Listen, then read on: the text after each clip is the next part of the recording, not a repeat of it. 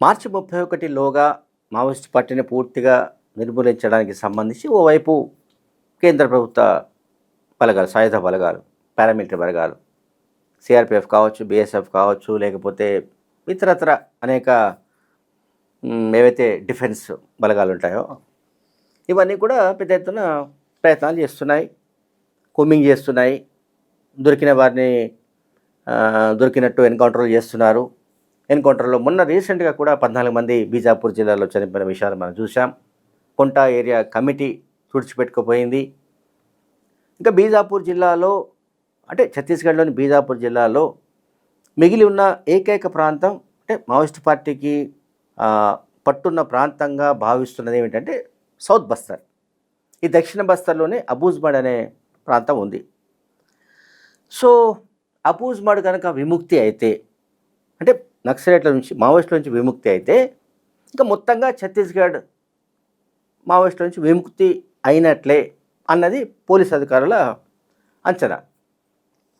అయితే ఇప్పుడు నేను చెప్పబోయే సమాచారం దిగ్భ్రాంతి కలిగించేది. దిగ్భ్రాంతి ఇన్ ద సెన్స్ ఏంటంటే అసలు మావోయిస్టులు కేంద్ర హోంమంత్రి అమిత్ షాకు ఛాలెంజ్ విసిరే పనిలో ఉన్నారు.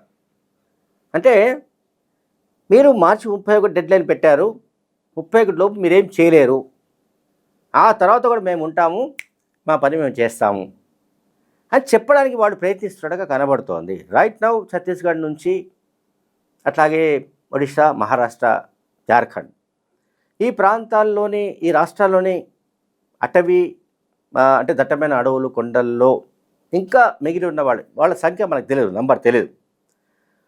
వాళ్ళు ఏం చేశారంటే ఇప్పుడు ఫస్ట్ ఆయుధాలని వాళ్ళు దాచేశారు. ఎక్కడ దాచేశారు మనకు తెలియదు, మనం డంపులు అంటాం కదా. రీసెంట్గా తెలంగాణలో హైదరాబాద్లో డీజీపీ ముందు లొంగిపోయిన బార్సే దేవా కూడా ఆయన సివిల్ దుస్తుల్లో పోలీసులకు దొరికాడు. ఆయనతో పాటు కంకణ రాజిరెడ్డి, మిగతా 15 మంది 20 మంది ఏరవుతున్నారో వీళ్ళందరూ సాయుధ మావోయిస్టులుగా లేరు. అంటే ఆలివ్ గ్రీన్ డ్రెస్సులు, తుపాకులు అవేమీ లేవు, సివిల్ దుస్తులనే అంటే సాధారణ మనలాగా వాళ్ళు దొరికారు.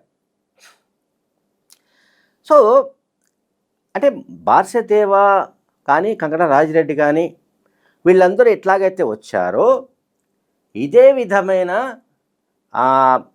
తరలింపు వ్యవహారం గడిచిన 2 నెలలుగా ఛత్తీస్గఢ్లో పెద్ద ఎత్తున జరుగుతున్నట్టు తెలుస్తోంది. అంటే సురక్షిత ప్రాంతాలంటూ ఉన్నాయా అంటే అది చెప్పడం కష్టం. ఎందుకంటే పోలీసులకున్న ప్రభుత్వ సాయుధ బలగాలకున్న అత్యంత శక్తివంతమైన ఏమంటారు డ్రోన్ వ్యవస్థ కావచ్చు, లేకపోతే టెక్నాలజీ వ్యవస్థ కావచ్చు, ఇతరత్ర ఏవైతే ఆధునిక నిఘా వ్యవస్థలు, సమాచార సాంకేతిక వ్యవస్థల్లో వచ్చిన మోడర్నైజేషన్ కావచ్చు, వీటి వల్ల మావోయిస్టులు దాక్కునే ప్రదేశాలు ఉంటాయా అనేది సహజంగానే మనందరికీ వచ్చే అనుమానం. ఎందుకు నేను ఉదాహరణ కూడా చెప్పగలను. మే 21న Maoist party secretary Basavaraju encounter జరిగిన ప్రదేశం చూస్తే నిజంగానే మనం దిగ్భ్రాంతి గురవుతాం. అసలు అక్కడికి నర మానవుడు పోలేని ఏరియా అది. నేషనల్ పార్క్ అని అంటాం. ఆ ప్రాంతంలో అడవులు, కొండలు, గుట్టలు, 6-7 కొండలు, గుట్టలు ఎక్కి దిగిన తర్వాత ఆ ప్రాంతం వస్తుంది. ఇది బసవరాజు షెల్టర్ ఉన్న ప్రాంతం, బసవరాజు క్యాంపు ఉన్న ప్రాంతం. అటువంటి బసవరాజునే కొట్టిపారేశారు. ఎన్కౌంటర్లో ఆయన చనిపోయాడు. ఆయనతో పాటు 27 మంది కూడా చనిపోయారు. ఆ ఇన్సిడెంట్లో 3 జవాన్లు కూడా చనిపోయారు. అదొక సంఘటన. నేను ఎందుకు ఈ మాట చెప్తున్నా అంటే ఇప్పుడు ఎవరైతే సాయుధ పోరాటం కొనసాగించాలని అమిత్ షాకు ఛాలెంజ్ విసిరాలని, తాము ఇంకా ఉన్నాము, 31 తర్వాత కూడా ఉంటాము అని చెప్పాలనుకుంటున్నారో వాళ్ళకు సురక్షితమైన ప్రాంతం ఉందా లేదా అనేది మనకెవరికి తెలియదు. అందువల్ల ఇప్పుడు మావోయిస్టులు చేస్తున్న పని ఏంటంటే చాలామంది ఆల్రెడీ మావోయిస్టులు ఎవరు కూడా ఇప్పుడు ఆయుధాలతో లేరు. ఇది పక్కా సమాచారం. నౌ వాళ్ళు ఏంటంటే అందరూ ఆల్మోస్ట్ అంటే టాప్ క్యాడర్ సంగతి మనకి ఇంకా పూర్తిగా సమాచారం లేదు. టాప్ క్యాడర్ అంటే జార్ఖండ్కు సంబంధించిన మిస్టర్ బిస్రా కావచ్చు, తెలంగాణకు సంబంధించిన గణపతి, దేవ్జీ, మల్లా రాజిరెడ్డి, లేకపోతే బడే చొక్కారావు అండ్ మరికొంతమందికి సంబంధించిన విషయాలు మనకు తెలియదు. కానీ అగ్రనాయకులకు సంబంధించి మిగతా క్యాడర్ మాత్రం whether they belongs to PLGA, people's liberation guerrilla army, or ఇది స్పెషల్ జోనల్ కమిటీలు, ఇతర కమిటీలు ఏవేవైతే ఉన్నాయో ఆ కమిటీకి సంబంధించిన సభ్యులు, కార్యదర్శులు అందరూ కూడా వాళ్ళు సివిల్లోకి మారిపోయారు. అంటే వాళ్ళు మామూలు దుస్తుల్లోకి వచ్చేసారు. వాళ్ళు ఆదివాసుల్లోనే ఉంటున్నారు. మనం ఇంకొకటి చెప్పాలి ఇక్కడ. ఇప్పుడు ఇంకా మిగిలి ఉన్నట్టు భావిస్తున్న వాళ్ళలో మిగిలి ఉన్న వాళ్ళలో ఎక్కువ మంది ఆదివాసులు కూడా ఉన్నారు. ఆదివాసులే ఉన్నారు ఎక్కువ మంది.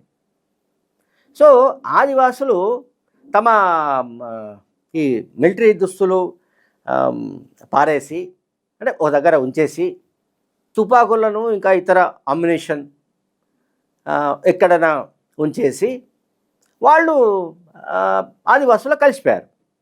ఆదివాసులతో కలిసి జీవిస్తున్నట్టుగా కూడా తెలుస్తోంది. ఈ మేరకు ఒక హిందీ ఛానల్ కూడా ఈ సమాచారాన్ని ప్రసారం చేసింది. అంటే ఇప్పుడు ఆదివాసుల్లో కలిసిపోయిన మావోయిస్టులను ఏరి పారివేయడం అంత సులభం కాదు. వాళ్ళు ఆదివాసులే కనుక ఆదివాసులాగానే ఉంటారు.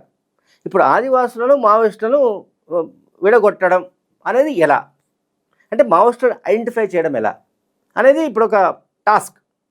అంటే ఇది ఒక ఛాలెంజ్ ఇది పోలీసు బలగాలకు. ఇప్పుడు వెపన్స్తో ఉండి దళాలుగా లేదా సైనిక బలగాలుగా ప్లాటూన్స్, కంపెనీలు, బెటాలియన్స్గా తిరుగుతూ ఉన్న సందర్భాల్లో పోలీసుల కూమింగ్ ఆపరేషన్స్లో ఎన్కౌంటర్ జరగవచ్చు.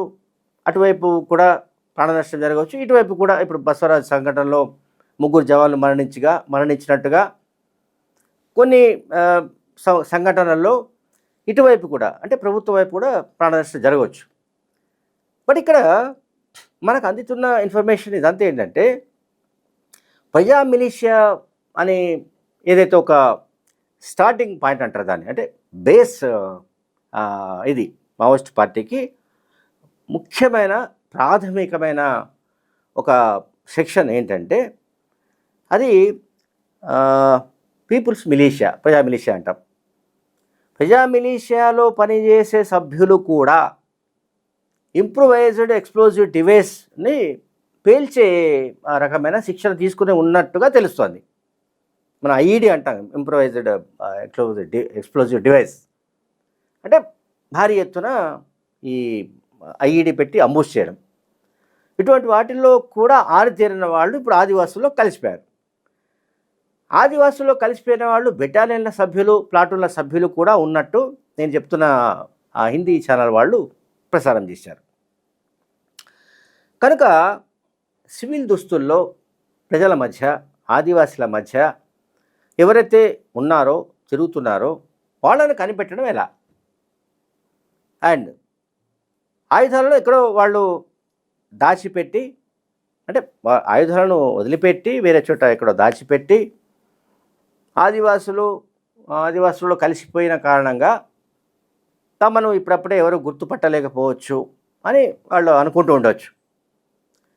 అండ్ ఇప్పుడు ఎంతమంది అంటే లొంగిపోయిన వాళ్ళలో కొంతమంది మేము ప్రజల మద్దతు కోల్పోయామని చెబుతుండొచ్చు. కానీ జనరల్గా ఎవరైతే ఆదివాసులు ఉన్నారో వాళ్ళు మళ్ళీ వెపన్స్ లేకుండా తమ గ్రామానికో తమ ప్రాంతాలకో వెళ్ళి తమ బంధువుల దగ్గరో తమ సన్నిహితుల దగ్గరో ఉండే పరిస్థితి కనుక ఉన్నట్లయితే వాళ్ళని ఐడెంటిఫై చేయడం ఎట్లా అనేది ఇప్పుడు ముఖ్యంగా ఛత్తీస్గఢ్, జార్ఖండ్ పోలీసులకు తలనొప్పిగా మారినట్టు తెలుస్తోంది. అండ్ దీంట్లో ఇంకొక ముఖ్యమైన విషయం అంటే డంపులు. ఈ డంపులు కూడా ఎక్కడెక్కడ పెట్టారు ఏంటి అనేది కూడా చాలా మిస్టరీగా ఉన్నట్టు తెలుస్తోంది. ఇప్పుడు ఇక్కడ లొంగిపోయిన బార్సదేవ తన డైరీలో రాసుకున్న నంబర్స్ని బట్టి, ప్రదేశాన్ని బట్టి పోలీసు బృందాలు అక్కడికి వెళ్ళి ఆ డంపుల్ని స్వాధీనం చేసుకున్నారు. ఆ డంపులు ఆయుధాలు దొరికాయి, డబ్బు కూడా కొంత దొరికింది. అట్లాగే ఇప్పుడు ఆయుధాలతో పాటు వాకీ టాకీలు ఇటువంటివి కూడా వీళ్ళు ఎక్కడో డంపుల్లో పెట్టారనే తెలుస్తోంది. ఈ డంపుల కోసం కూడా ఇప్పుడు ప్రత్యేకంగా మళ్ళీ కుమ్మింగ్ ఆపరేషన్ జరుగుతున్నట్లు సమాచారం ఉంది. Thank you very much.